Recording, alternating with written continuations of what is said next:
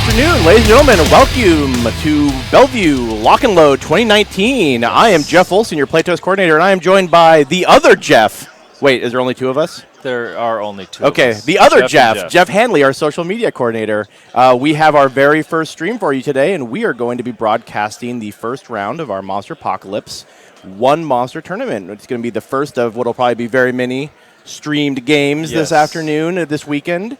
Sounds like we're going to be doing all Monpoc all day. Is that today's Monpoc Day? That's what the plan is. All right, sweet. So if you're looking for some sweet Monster v. Monster action, round one is Michael Ireland playing Destroyers and Ares Mothership versus Josh Gardner fielding Mighty Thugrosh.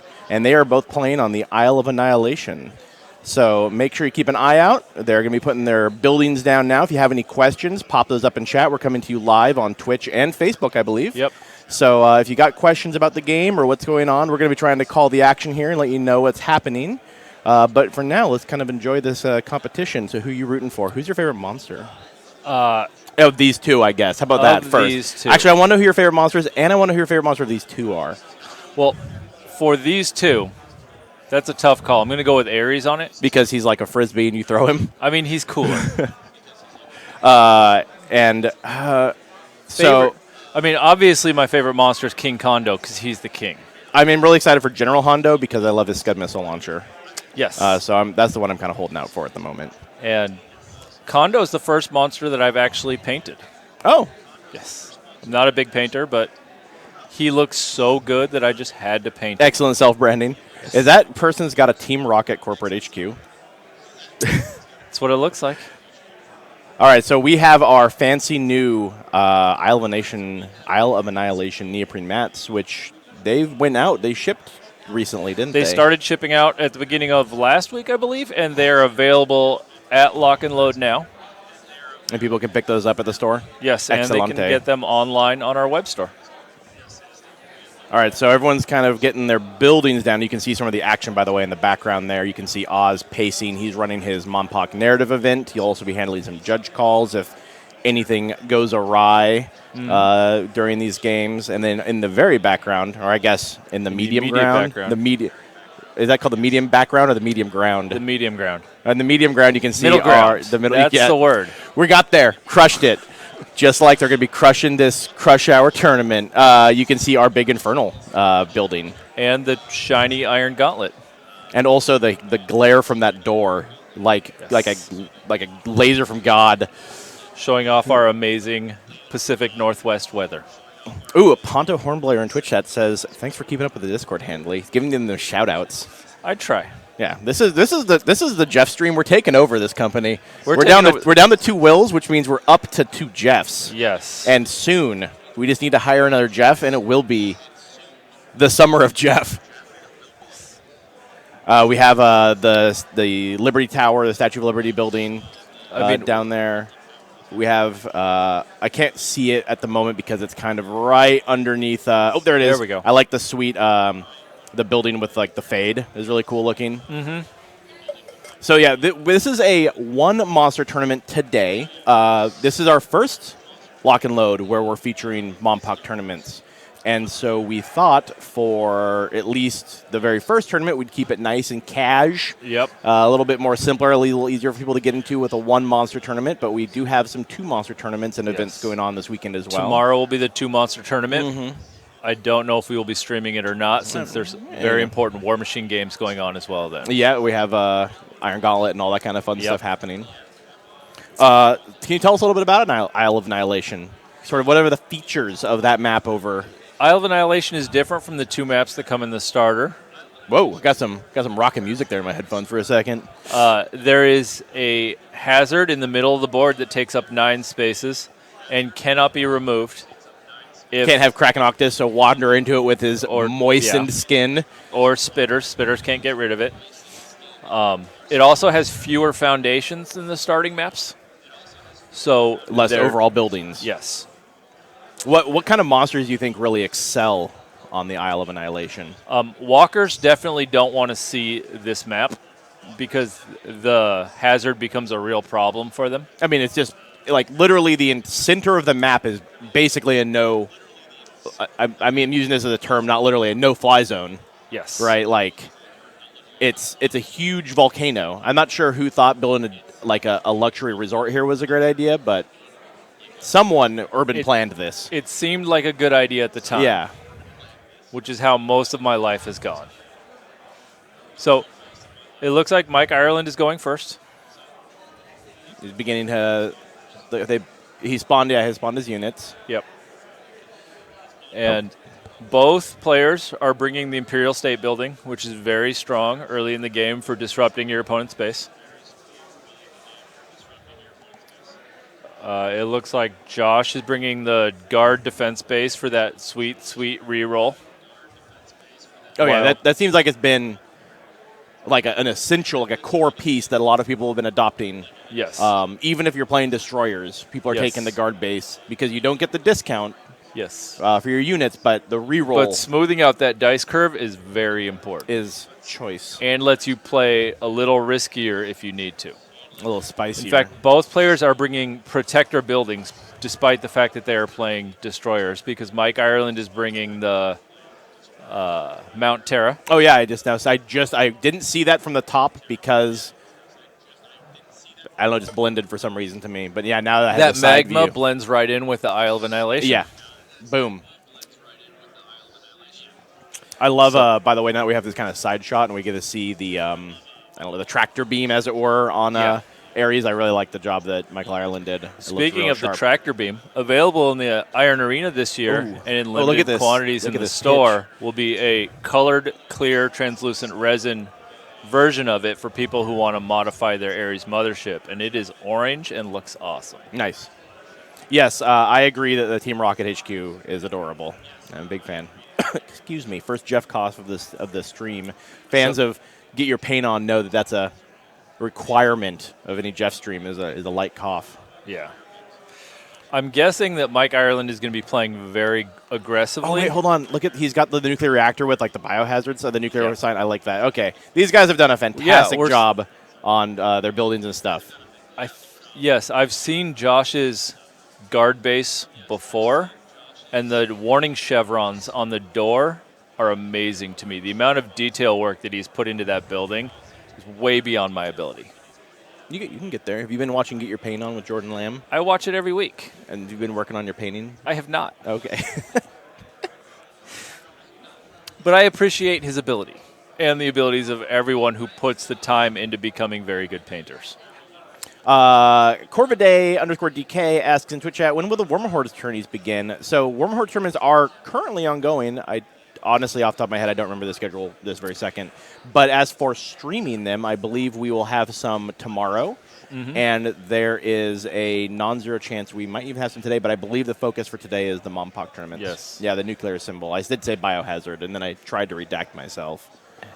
If there are War Machine tournaments streamed today, it might be the finals of the LCQ for the Iron Gauntlet. Which, going out on a limb and saying that Iona will be involved in that. That's your bet? What are our odds? Can we put some odds on this? Do we have any bookies in the house? We can, but I'm not paying anyone if I'm wrong. Okay. That's convenient gambling. Yes. You go to Vegas with that attitude. Yeah.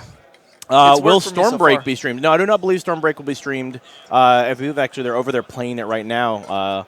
If you are not familiar with it, Stormbreak has been our ongoing narrative campaign.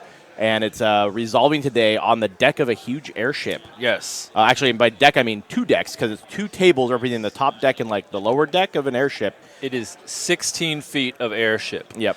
Which is why it probably won't be streamed, since can't really that table's just too big. There's also like 16 people standing around it. Yeah. Looks like Ares Mothership is zooming across the table and is going to go bop some models over here. It looks like his plan was to use the Mount Terra to tectonic shift the Ares Mothership as far forward as possible and just get into his base and disrupt it. Yeah, he's probably just going to... So, if you're not super familiar with Monsterpocalypse, here's kind of a really very brief rundown. Basically, you have huge monsters battling over a cityscape. There's protectors and the destroyers are the 2 factions, essentially. It's a good term to use. And the agendas, not the factions. Thank you for yeah. That does make sense because factions is a term that exists in the game. Yes. Yes, the two agendas that you'll pull models from. The goal of the game is to defeat your opponent's monsters. You could play 1, 2, 3 monsters. 2 is kind of the standard, as it were. If you play War Machine, a 2-monster game would be the equivalent of a 75-point Correct. And the dice you see kind of moving back and forth on the table is the dice well, and they kind of constitute in many ways your actions. Yes. As you spin them to do things with your models. I'm going to actually do a little bit of a there it goes, my Will Pagani for the afternoon. So there's the dice wells, and they kind of transition back and forth between using them for your units and using them for your monsters. And so you might be in situations where you have all of your dice pool in your units, which means you're going to have to take a unit turn and activate your units and stuff.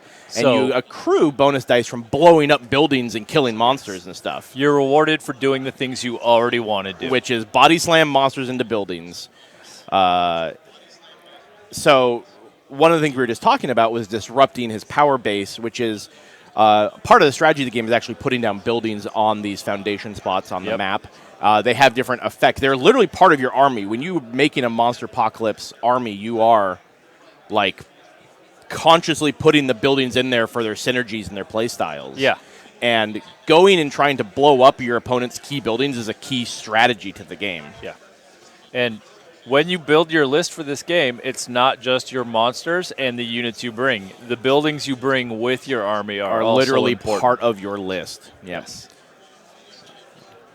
I'm trying to get my perspective set up. It looks like that's Josh is making some attacks, blowing some buildings. When buildings blow up, they also leave behind fire or rubble, basically. Yes. And you get hurt by wandering through the fiery ones. Yeah. And so we were talking about earlier about how you can't put out the volcano. Certain units or monsters can actually remove the fire and turn it into just rubble, so it's safer to cross. Or in this case, build a building. Or the Martians have spaceships that will literally disintegrate buildings, and they will never come back. That's the sound they make. Is it? You're the developer, you would know. That's true. That's canonical now. Okay. Canonically, blah, blah, blah, blah, blah, blah. T-Money's got me. I don't know. I'm completely lost here. All right, so it looks like, and you'll notice that Michael Ireland has some. So he's about to take a monster turn. He's got some of his dice in his monster pool and some in his unit pool. It's very typical strategy to kind of distribute them a little bit between both pools to give you the flexibility on your turn to choose which of those pools you want to take advantage of. Yes. So a very common sort of early or new player strategy is just to go heavy unit turn, put all your dice there, and then heavy monster, put all your dice there, and then kind of go back and forth. And then as people kind of learn the nuances of the game, they get into this a little bit more flexibility where they leave a little bit in both pools so that they can react to their opponent's situation. Yes, we're about to see a body slam happen. Yep, so looks like Ares Mothership is about to body slam Thugrosh into one of the buildings. Into the Imperial State Building. Yep, the monsters have a whole bunch of actions they can do. They can throw, they can body slam, they can swat units, they can bop them, they can brawl them, they can shoot them with laser guns. So Ares just picked up Cthulhu and swung him around and dropped him onto a building. I do. It's no L. Yeah. So Cthulhu took 3 damage from that, 1 from the attack, 1 from hitting the building, and 1 from landing in the burning rubble. Yep. And the requirements for doing that body slam is that your monster has to be aligned against the enemy monster, which means that the entirety of its base has to be adjacent to. And it looks like he's going to make a step to offset himself. Yes. That means that, excuse me, that's going to mean that Thugrosh, he's got his little spitter there, kind of in the way. That means Thugrosh couldn't move into that position aligned with Ares Mothership. Yeah, you want to give me the telestrations over here. Yeah, give me them. There's a little spitter right here that's going to prevent Cthulhu from moving down to this spot. Which means that Thugrosh's more likely line of attack here, if he takes a monster turn, is to go around like this. Yep. Oh, hey. Which is exactly what he's doing. Hey, Lamau, we got there. Might body slam him either into the nuclear power plant or maybe just hucks him, just throws him. Yeah, maybe just throw him into that volcano in the middle of the board. Yep. Which is not as ideal as getting him into a building, which would be a 1 more point of damage. Yeah, so you basically deal a point damage for hitting them with your attack. Yes. Be it a throw, a body slam, or just brawling them.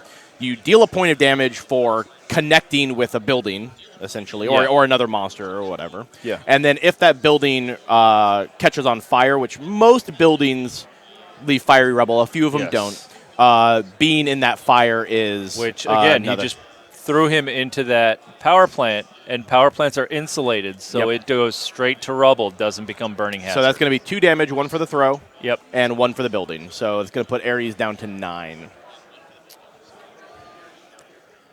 And something you commented on earlier was that Mike is trying to balance the amount of dice in each of his pools so that he has options each turn. Excuse me. Which shows that he's clearly a better player than me, because in single monster games, my goal is to get as many dice into my monster pool as possible. And then go ham-bony. Then just chain as many monster turns as I can. I mean, doesn't sound like a terrible strategy. It's not. I mean, well, I'm not the greatest player, but I have fun You know what? I think you're a great player. I think you're a great person, Jeff. You know what? I think you're a great person, too. You want a hug after this? Sure. All right, got there. Yeah, and also, if you caught our keynote earlier, we have a whole bunch of cool new things we announced at the keynote as well. Sergeant Titanica is coming out at Gen Con. That is our RAM exclusive. Oh, people are asking for pics of the hug. Oh. I don't know if that's going to be possible. I mean, you are the social media. It's up to you what pictures go on social media. I'm just saying, one of the Jeffs may or may not be wearing a shirt right now. Yeah, and it's definitely... I mean, I've got my Jeff Con shirt on. You do. So that's a known quantity. That means there's only one Jeff here sans shirt. Yes. Wait, what? Yeah. All right, so it looks like Ares turned around and gave a big ol' chuck to Thugrosh. So that's going to be, what did he land on it? The rubble. Did Ares throw him, or did Thugrosh just run away? Oh, that also, yes, you speak the tooth. Sorry, we are so caught on hugging. Yes, I agree. I believe that. No, Ares moved. Look where Ares is in a different position. I don't. Oh wait, he's not aligned. You're right. Wonderful stream right now. You speak the tooth. He just ran. So, and I've heard that this is a common tactic with Thugrosh, which is after he starts taking damage, he backs off and heals up while his units, or in a 2-monster game, the other monster starts to get work done. Oh, okay. And what on Thugrosh kind of gives him that ability? What does he have going for him? Thugrosh can summon units for action dice, which allows him to bring more of his units out, and then he can sacrifice. He can sacrifice an adjacent unit to heal points back. Yep. And you can see, I believe that Josh, who's playing Cthulhu, brought that downtown high-rise, which he can also brawl that with his monster to heal a point back as well. Because he's got so many tasty people in it. Yes. Just like Rampage, eating the people in the bathtubs. Yes. Do either of them have significant range attacks? I know Ares Mothership has got some blasts. They both have blast attacks, but I don't know if that's going to be their primary way of... Yeah, in general, just like shooting a monster or brawling a monster is typically not a straight pathway to victory. Yes. Because a big part of where the damage comes in the game is comboing throws and body slams into buildings. That's where you get the big hits from. So typically, just like brawling someone or blasting someone. Turns out we were wrong. Ares threw Thugrosh. Okay, there we go. I was right. You were right. I was wrong. That's fine. It's a team. It's a teamwork operation. Yes. That means Thugrosh should be down to 6 right now. Yes. Oh, look at T-Bone. Ladies and gentlemen, Tony Konchak. He's the hardest working man behind the camera. He's got it all covered because we're too busy gabbing over here. All credit goes to him for that amazing keynote video, too. Yeah, I agree. But anyways, so like a brawl just does a damage. Yes. But like body slamming a monster into a building is 1 for the body slam, 1 for the building, 1 for the fire if it has fire. So it kind of depends on the layout. It depends on the strategy of the monster, but you don't necessarily just shoot someone in this game. Yes. And you can always also try to live the dream, which is throwing a monster into 2 buildings at the same time. And so that's kind of what I'm wondering is right now, Thugrosh is in a position, so he did get thrown into that position, and that's probably Michael Ireland setting up that if Josh doesn't get to take a monster turn or if he doesn't move Thugrosh, he's in a setup position for Ares to wander over and throw him into both those buildings, the spaces between both of them. Yes, and it certainly looks like he has the speed to get over there and do that.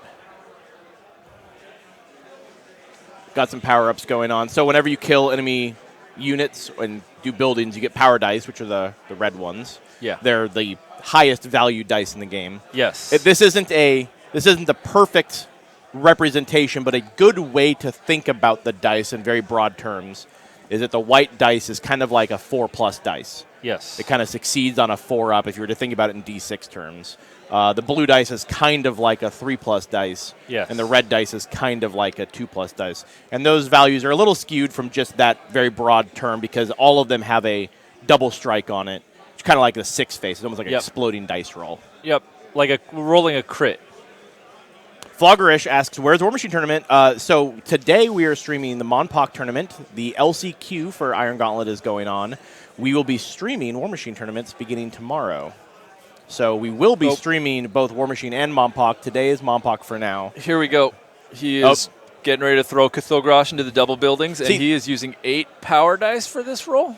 See, this is how you know that we're doing a good job because we're calling the action before it happens. We're making the right calls. Yes. So let's see. Now, the amount he can throw him is dictated by the number of strikes he rolls, which is probably why he threw a whole bunch of that. I think that he didn't need to use that many dice, but this was a very important essential roll. So that is going to be 1 for the throw. Yes. 2 additional for the 2 buildings. Yes. And then the hazards. Yes. So what's the total on that? No, I just totally mapped 5 myself. damage. Yeah, 5 damage. No, to Cthulgrosh. We have 5 damage to Thugrosh there. Which leaves him on 1 hit point. Correct. And the other cool thing about the game is that you see at the bottom of the screen that they have like 9, 10 hit points, 11 hit points, things like that. All of them go hyper, basically when they hit about the halfway point. And when they go hyper, their abilities change a little bit. In some ways, they get stronger, but they may also lose certain aspects. So that means that Thugrosh is definitely at 1 hit point and definitely in hyper mode. And definitely in a lot of trouble. Yeah, so this is going to be, because Ares is still at like 9-ish. I do kind of need to double check what Michael Ireland's got his little widgety at. Anime Bomb. Yeah. Oh, yeah. The yellow bar, you can see that the yellow bar in the Thugrosh name indicates that. So Ares is currently still in alpha form with the blue bar, and Thugrosh is in hyper with the yellow bar. That's kind of the indicator. And I'm going to be honest, I don't see how Josh gets out of this. He's just got too much to come back from. I mean, there's not a lot of buildings to combo off of on the board left. Yes. If he can put Thugrosh into a defensive position where he minimizes the damage and gets some heals, then there's an opportunity to hold on. However, you'll notice that Michael Ireland has, at the very least, a couple dice in his monster pool. Yeah, so he might just swing for the fences and try and do that last couple points of damage. And just a simple brawl would do it for him. Unless Thugrosh heals. Yeah, or a blast. But so Cthulgrosh loses his ability to heal when he goes hyper. Oh, it makes it harder for him to go back, because he can go back into his alpha form, but that makes a lot of sense. Yes, that's what I get for not reading the back of the card and not having played through Grosh in a couple months. And you I've been playing too many of the new models. You can see that Mike Ireland is about to close the game out. Swings and that bops. is the game. So one monster games can go very quickly. Yep. A lot of it can be dictated by the kind of buildings you put down, where you put them, how you utilize them. It can be very matchup dependent. It can also there's aspects of it that can kind of go back and forth and swingy. Yep. So excellent game by both of them. I think Michael Ireland definitely had control of the map and knew what he wanted to do. He had a game plan he wanted to execute, And he just got up there, and he just started throwing through Grush all over the place. I think the big key there was he gave himself a little bit more flexibility on his dice pools. Yes. And I think that Josh got a little bit more locked into what activations he could take. Yeah. Hey, it's back on me, and I'm looking at you. It's fine. Hey, everybody. So congratulations to Michael Ireland's going to be advancing to the next round. Josh, thanks for showing up. Appreciate all the great buildings that I all had on the table. Fantastic work by both of them. Anime Bomb asked if there will be Mompoc tournaments at LVO next year. We don't have complete control over that because it's not our convention, but I don't see why there wouldn't be. Yeah, we would advocate it for sure. Yes. And that is a show that we go to and do stuff at. So yes, we are heavily involved at that tournament. Definitely a hope. So that is going to be round one. Are we going to kick around here for a little bit, and we're gonna offer a little bit of sizzle. We're going to get a little bit of Foley work in here. So hello, everybody. If you're just joining us, if you just caught the end of the game, I'm Jeff Olson, Playtest Coordinator. We have Jeff Hanley, our social media coordinator. JP, you will have to be more specific when you say hi, Jeff. Yes, Jeff you are talking there are many to. Well, there's only one person that's Jeff at Privateer Press. But we're going to be closing things out here pretty soon. We were going to – let me just double check here with our person in charge of things. The stream is going to go to a holding pattern until the next round begins? Yes. All right. So the stream is going to remain around. We're going to go to a holding pattern. There's going to be a splash screen for you guys as we move into the next round of the tournament. And we'll be back when round 2 begins for another round of Monsterpocalypse, one monster tournament here. So keep tuned. Make sure you're following our social media to make sure that you know when we're going to be going live and we're going to be around and doing all sorts of fun stuff.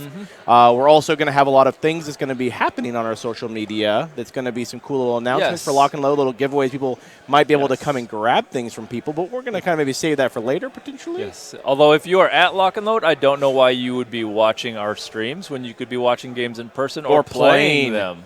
Yeah, we got a lot of people here at Lock and Load playing games. So thank you, everyone, for joining us for the first round. We will be back for more Monsterpocalypse as soon as the round completes and we get our next matchup going. Until then, keep your eyes locked to our Twitch and our Facebook. And we're going to be back for some more Monsterpocalypse in a little while. Thanks again. Okay, have a good one.